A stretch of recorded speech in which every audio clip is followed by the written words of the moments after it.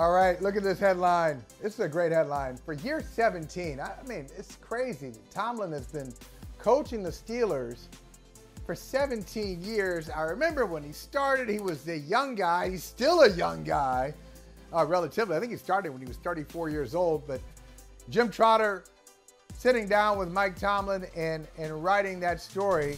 Check it out in The Athletic. Hall of Fame writer Jim Trotter joins us. And Jim, yeah, I love saying that, Hall of Famer.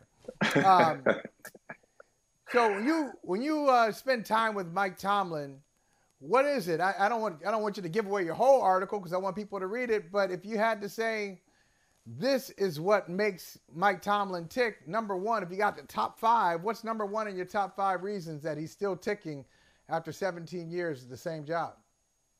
Well, I'll use his answer. He said he loves what he does. And he said he's a puzzler.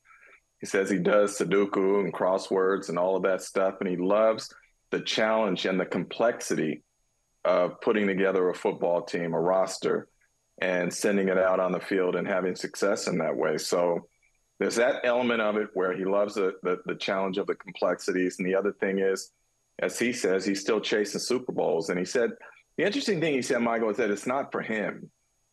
He said he has experienced it. It's not mystical to him. He knows what it means and how life-changing it can be. He said it's more about for all those people who are with him now who have not experienced it.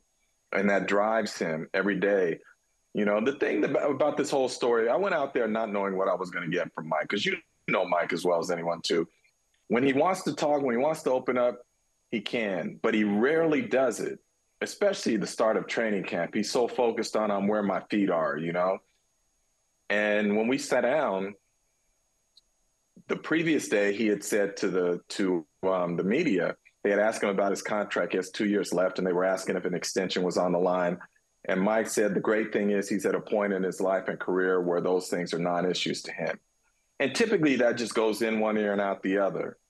But if you know Mike, you know that that wasn't said lightly. And so when we sat down, the first thing I asked him was, you said this yesterday. Where does that come from and what does it mean?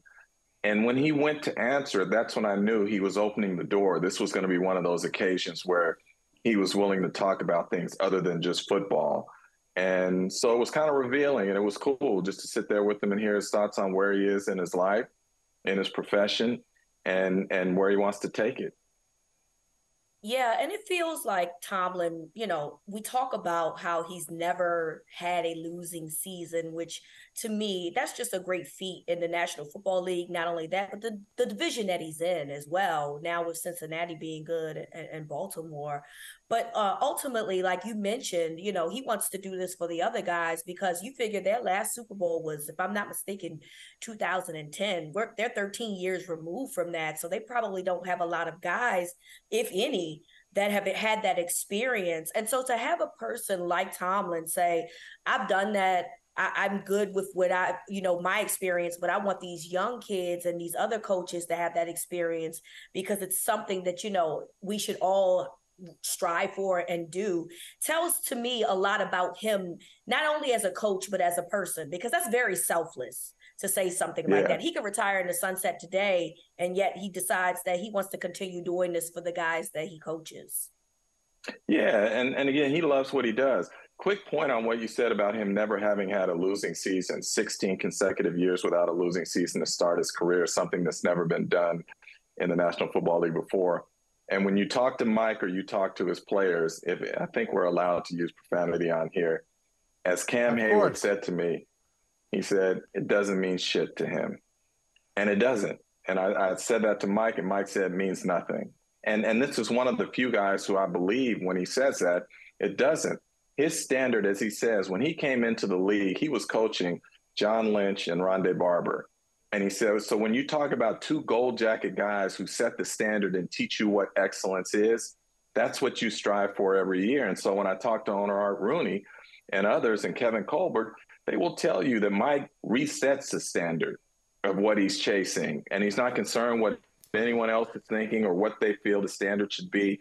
He has this one standard that he wants, and that's what he pursues. And so the other thing in this story that I wanted to get into is that we always talk about Mike as a great communicator, and deservedly so. You know, he commands the room with his passion, his presence, his voice, his descriptive phrases. But to be a good communicator, what people fail to realize a lot of times is that you have to be a good listener as well. And it was funny, everyone that I was talking to for this story, without even realizing it, all talked about what a great listener he is. And so I asked Tomlin, I said, where does that come from? Is it intentional? And he said, absolutely. He said in the 90s, he used to walk around with a Franklin planner, and he would jot down sayings that people, impressive people, leaders that he respected. He would write down things that they said. And he said one of the things that stuck with him and resonated with him was when someone said, listening is a skill. And so to him, that said, you can always improve on it. You can be good or you can be bad, but you can always improve on it. And so he is very intentional when he talks to his players and to others to be present in the moment and to listen. And so what that does, according to a guy like Cam Hayward, is it means that he can relate to each player individually, and he can give them what they need, not necessarily what they want, to bring out the best in that player. And so again, these are just facets of Mike Tomlin that I think sometimes go overlooked or underappreciated, but they speak to why he's so successful. And we'll know, Trotter, that you've been listening to Tomlin if you start reciting some poetry or you start working on those flowery phrases that Tomlin has. I love listening to. I mean, there are times I would just listen to a Mike Tomlin press conference. I just like the way the brother talks.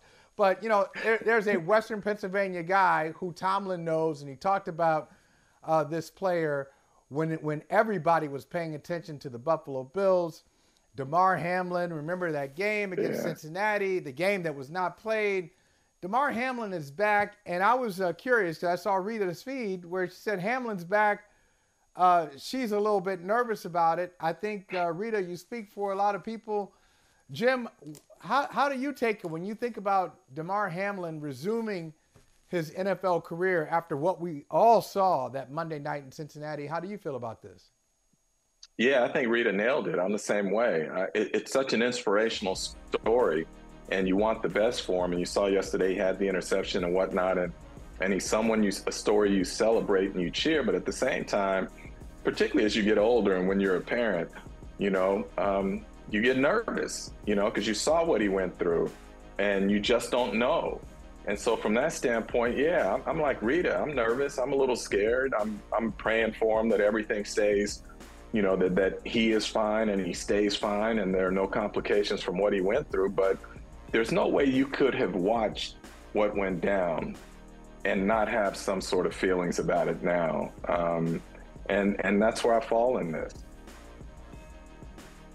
You know, I think we can all agree it was a freakish accident and injury, but it doesn't change that we all saw it, that we all witnessed it, and how we felt in that moment. And so, you know, this is great for him to be able to move forward. You know, it doesn't appear that he has any underlying injuries.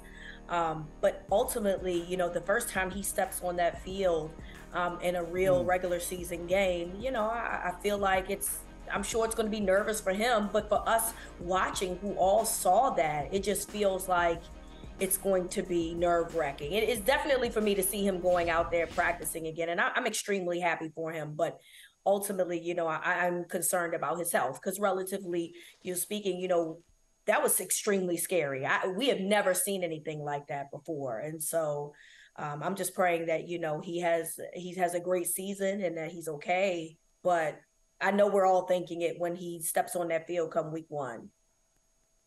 Look, I'll tell you this, Rita, to speak to your point, there are players who were on that field who thought he was not going to make it, right? So those feelings are real, and all credit to the Bills medical staff. Again, they've been celebrated, and they should be celebrated. So for some of those guys who are on that field, that was trauma-inducing. To witness that and to think that he was that close potentially to not making it. So we have every right to be nervous, and that nervousness comes from love, you know, for this young man. So I'm never going to apologize for that or caring about his well-being or the well-being of these other players. And again, particularly as a parent, Damar's his age, he's young enough to be my son. So I have kids who are older than he is. And so I want the best for him. And I'm praying for him. But yeah, there's an element of nervousness and anxiousness as I watch him on the field. Yeah, and I still think about, Damar Hamlin Day, that first game, when he's in the press box, they're playing the Patriots. First play of the game, kickoff return for a touchdown. I mean, it was just so much emotion, and you could see him there celebrate. I'm telling you, he's got fans. He's got fans from coast to coast. You think about the fans that he had before that moment, the fans that he has now. And I can understand the nervousness, but I can also understand from his perspective, this is an opportunity for him. He's like, I was spared. I'm here for, if you're a person of faith, you say, I'm here for a reason. I'm here for a reason. And it's much bigger.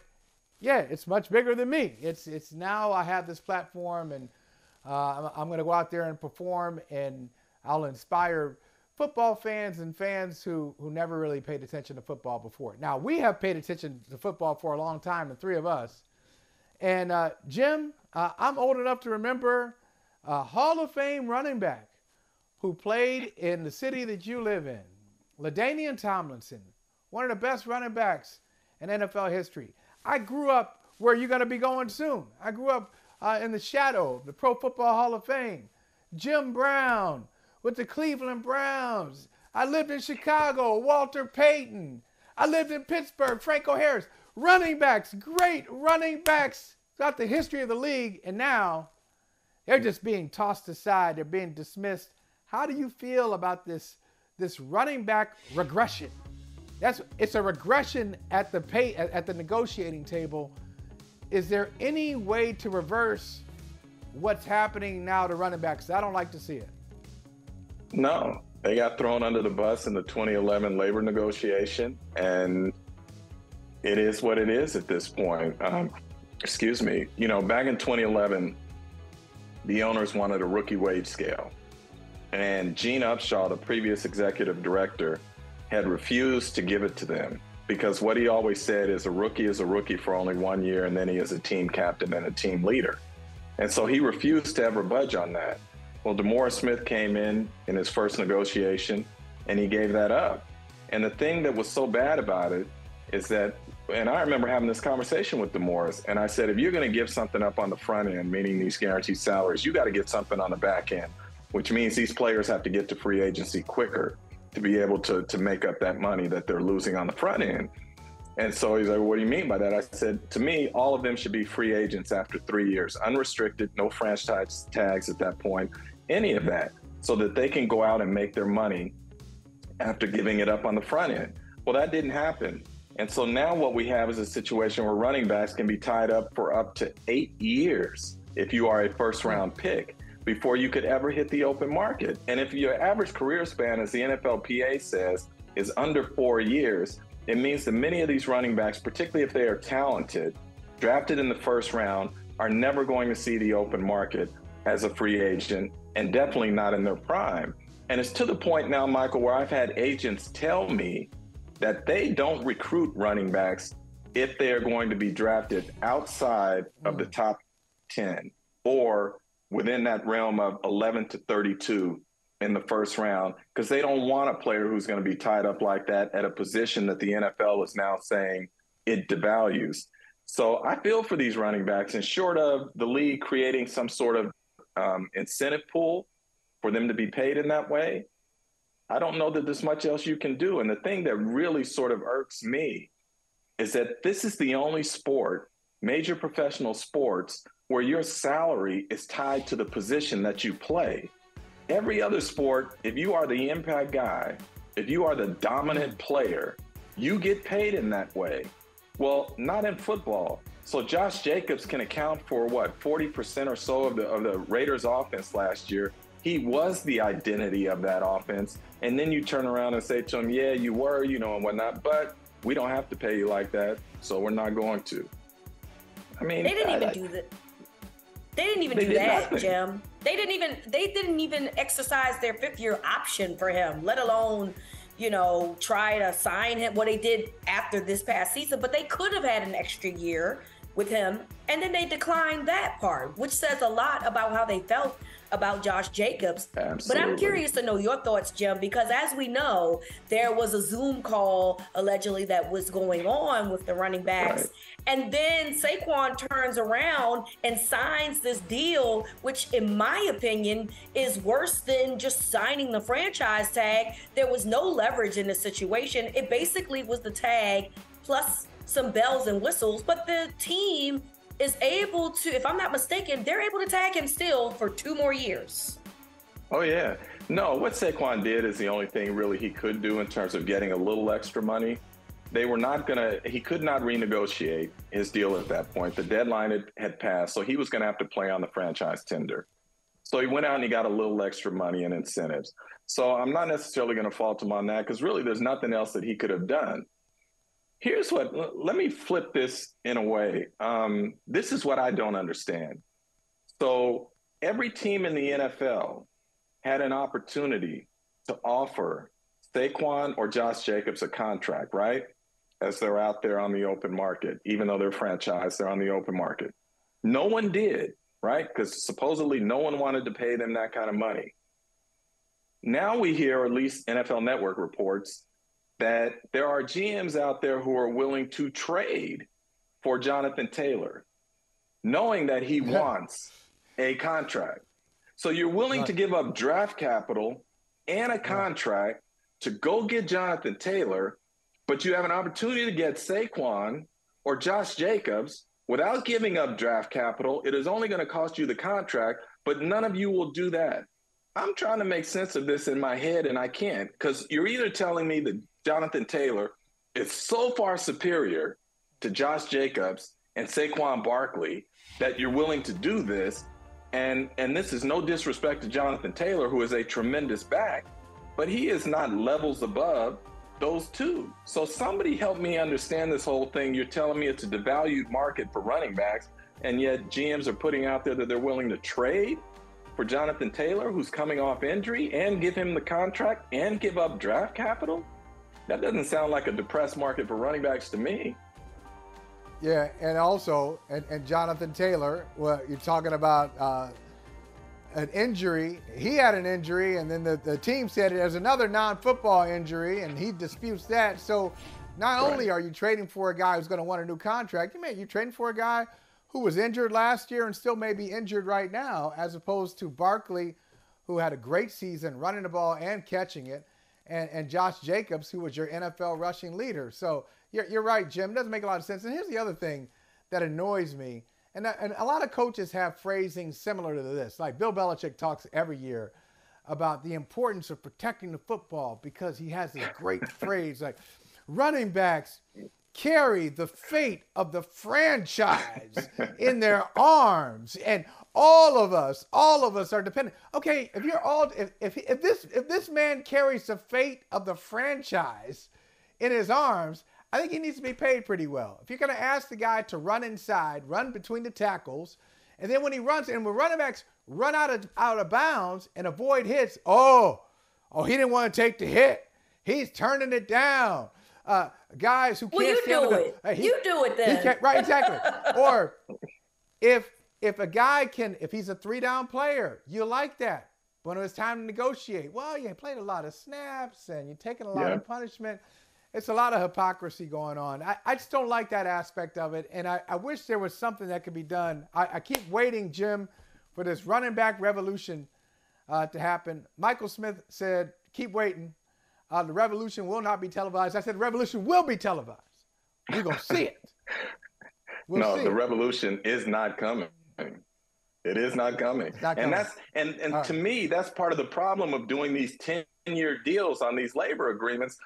You got no way to get out of this, right? Bingo. There literally is no way to get out of it. Yeah. All right, let me ask you this. I'm going to switch. Oh, go ahead, Rita. I'm sorry, go ahead. Real quick, I agree with you. I think that was a horrible idea. And anything that the running backs try to do, whether they try to disengage themselves from the union and create their own, it's a domino They effect can't. of all bad things that comes after that. So Yeah, they can't do that. Well, I'll bring it full circle because I know you're going to the Hall of Fame game between the Jets and Browns taking place tomorrow. But I want to ask you as a Hall of Fame voter, I know we've had this discussion before when Don Coryell got in last year. I thought that was a little questionable. I'm still not sure how Don Coryell is in, and you got no Mike Shanahan. You got no Mike Shanahan. I'm gonna win you over. You've got no Mike Holmgren.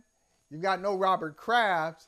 Tell me, when you're looking at that contributor category, because you got coaches, you got GMs, you've got special contributors there. What are you looking for?